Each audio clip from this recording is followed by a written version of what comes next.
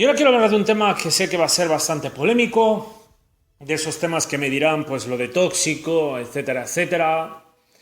Pero bueno, lo tengo que comentar, tengo que dar mi opinión. O al menos siento la necesidad de dar mi opinión y quiero hablar de este tema. Que no es otro, pues, que las declaraciones de Messi y Suárez y también la actitud de varios medios de comunicación, pues, encumbrando y ensalzando la figura de Valverde ayer, en el partido de ayer. Con dos puntos. Dos puntos. El primero, asegurando que Ernesto Valverde estuvo fantástico, ya que en el descanso dio una charla y consiguió organizar la presión del equipo. Y al mismo tiempo estuvo fantástico con los cambios porque provocó la reacción del equipo con esos cambios. Bueno, insisto, esto lo han dicho Messi, Suárez, no sé si algún otro jugador lo habrá dicho también. Y también la prensa. Lo primero, respecto a lo de que en el vestuario organizó la presión, estuvo impresionante en el descanso porque consiguió organizar la presión, consiguió que estuviéramos más juntitos, arriba, tal, no sé qué. A mí esto me parece alucinante. Alucinante, estas declaraciones, o sea, creo que deberían haber dicho algo diferente. Deberían haber dicho, no sé, que Valverde hizo un planteamiento nuevo, ¿no? O algo así, algo...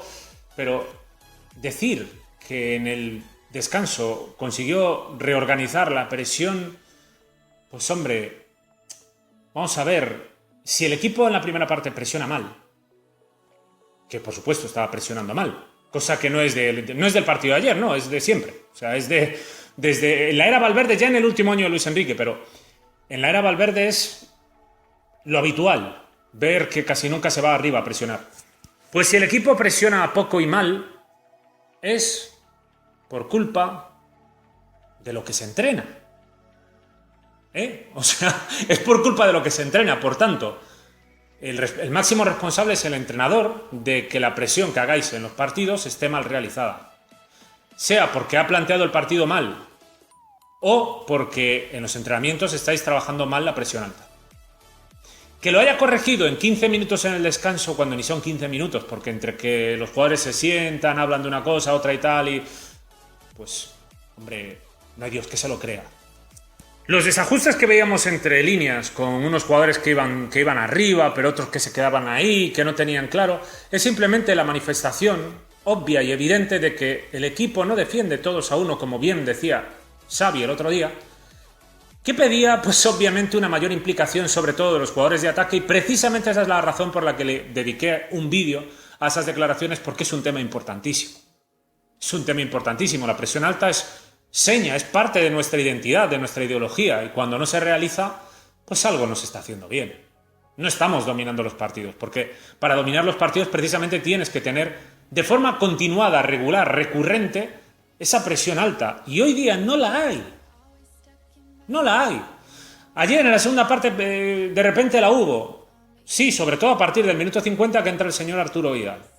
Y también porque empieza un mayor cansancio del Inter que les impide pues tener, digamos que se reduce su posesión y ya no salen con tanta frescura como la primera parte.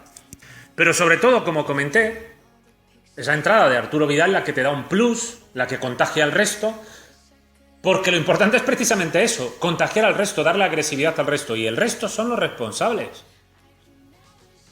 Messi, Luis Suárez, Griezmann, Busquets, todos los jugadores, Sergi Roberto, todos los jugadores que tienen que estar implicados, los 10, bueno, los 10 no, incluso Ter Stegen, porque tiene que acabar haciendo el líbero, porque vamos muy arriba a hacer la presión, todos tienen que estar en su posición, en el momento en el que tienen que estar, y con un nivel de agresividad alto.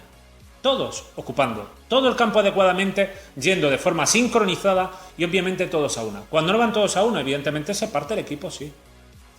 Si Busquets sube a esta zona casi de 3/4 a presionar y Lenglet y Piqué se quedan en nuestra frontal del área a 60 metros, pues sí, vamos a estar desequilibrados, seguro. Porque queda pues ese área de espacio inmensa entre las líneas, ¿no? Tienen que acompañar todos, sí, por supuesto.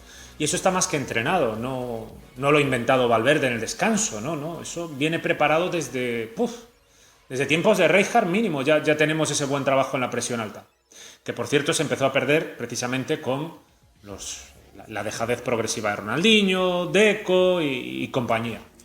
Por tanto, no es un milagro de Valverde en el descanso, sino que es una necesidad que el Barça tiene y que no estamos haciendo y que se tiene que preparar y trabajar en los entrenamientos, donde los primeros que tienen que dar ejemplo son Messi, Suárez, Griezmann o Dembélé, Carles Pérez, Ansu Fati, Abel Ruiz o cualquier otro que juegue en la línea de ataque del Barça, porque la línea de ataque del Barça es la primera línea defensiva.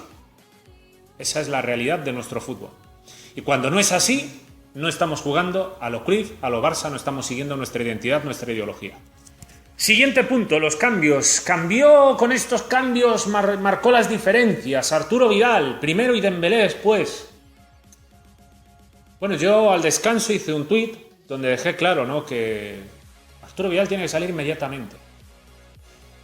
Y no me voy a dar golpes en el pecho en plan, ¡Dios! ¿Cuánto sé? No, es que a poco que lleves unos poquitos años, unos pocos años viendo el fútbol, a poco que sepas quién es Arturo Vidal y a poco que conozcas la manera de jugar del Barça, todo el mundo ve que necesitas pues una descarga eléctrica, ¿no? O sea, quítate la lagaña del ojo, quítate ya, despierta, chaval, y vete a presionar, mete un impulso. Y evidentemente el único jugador que nos podía dar, el jugador que más nos podía dar ese impulso, con diferencia, era Arturo Vidal. Más teniendo en cuenta que en el centro del campo Busquets sigue estando mal y que pues podíamos hacer ese encaje de Frenkie de Jong a la posición de pivote, Arturo Vidal a la posición de interior para lanzar la presión sobre todo y contagiar al resto.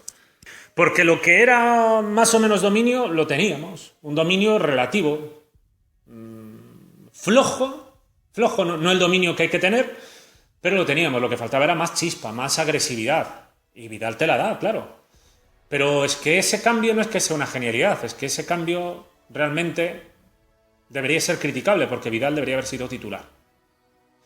Y si alguien me dice, claro, qué fácil es decirlo ahora después del partido. No, el otro día, hace una o dos semanas, ya empecé a dejar claro que tal como estaba Busquets, Vidal tenía que jugar en el centro del campo con De Jong y con Artur.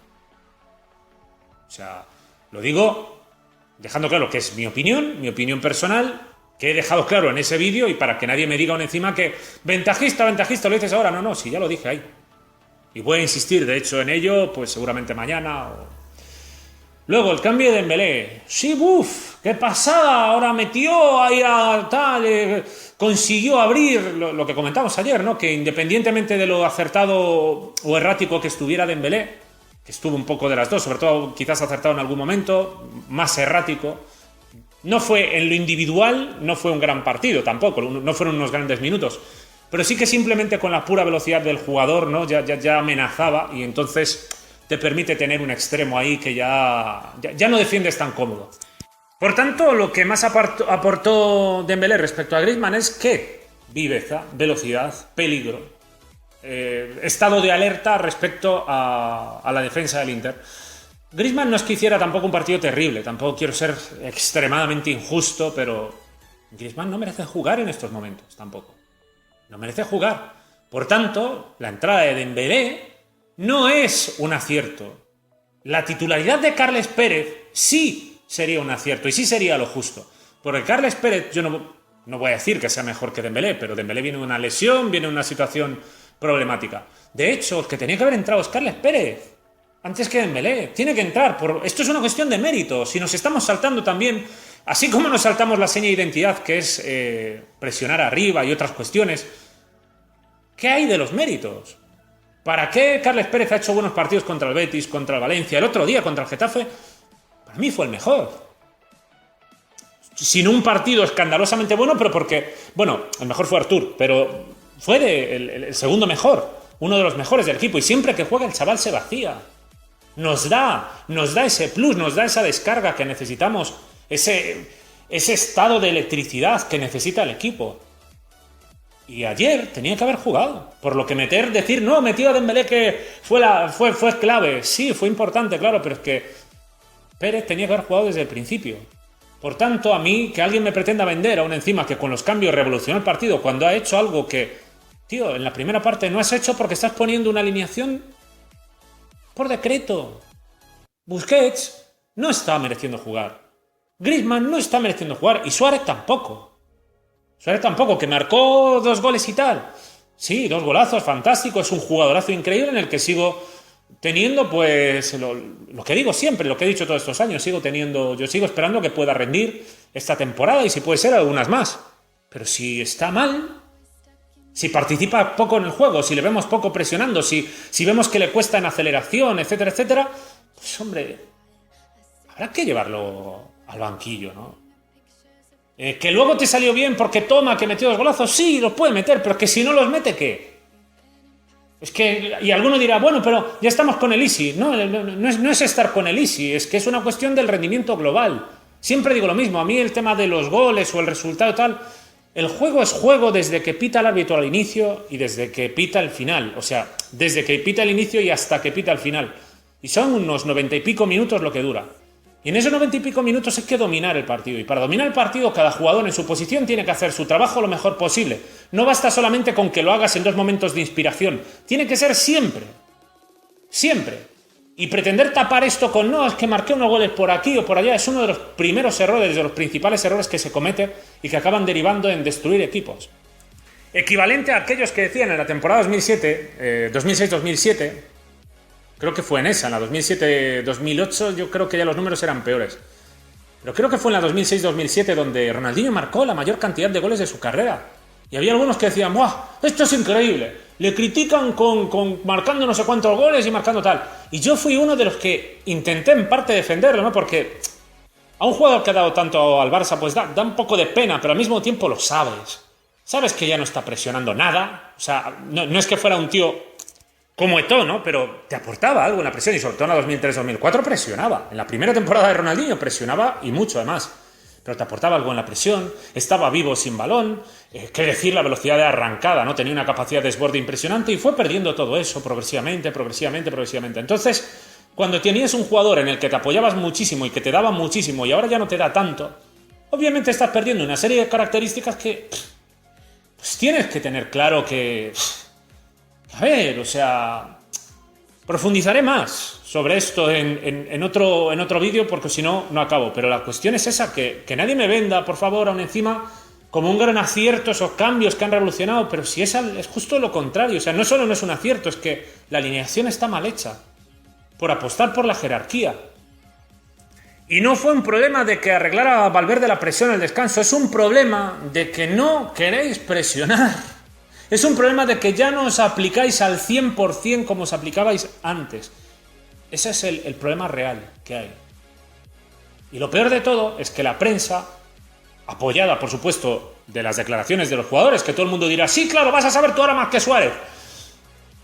Usted crea a quien quiera creer. Ahora, y no solo ya no es solo lo que diga Suárez o Messi o tal, sino que, claro, como el resultado está a favor, pues volvemos a lo de siempre, ¿no? Como el año pasado, ¿no? Como voy líder, y dentro de poco, pues, como el Madrid y el Atlético sigan así, pues a lo mejor el Barça se pone líder y volvemos a lo mismo, ¿no? Ganamos a lo mejor el Clásico y todo, ¡ah! ¿Qué? ¡Habla ahora! Estáis de nuevo dejándose engañar. O sea, la clave es el juego, siempre. ¿Cómo se juega? Dime cómo se juega y te podré decir a qué podemos aspirar. Y mientras sigamos protegiendo aquí esto de no, la presión que la consiguió corregir él o los cambios, qué grandes cambios. Sí, claro, yo pongo un equipo de regional en la primera parte y luego meto tres jugadores top en la segunda y digo, ¡buah! ¿Cómo cambié el partido? ¿Cómo cambié el partido? No, macho, que has puesto una alineación que no es la justa. Entonces, lo otro no es que sea un gran mérito o un gran análisis, es que son cambios, son jugadores que tenían que estar jugando desde el inicio. En el caso de Dembélé, ya digo, no Dembélé, sino Pérez. Pero bueno. Nada más, yo lo dejo aquí. Como siempre os animo a que la caja de comentarios ofrezcáis vuestras impresiones y nos vemos en próximos vídeos. Un saludo.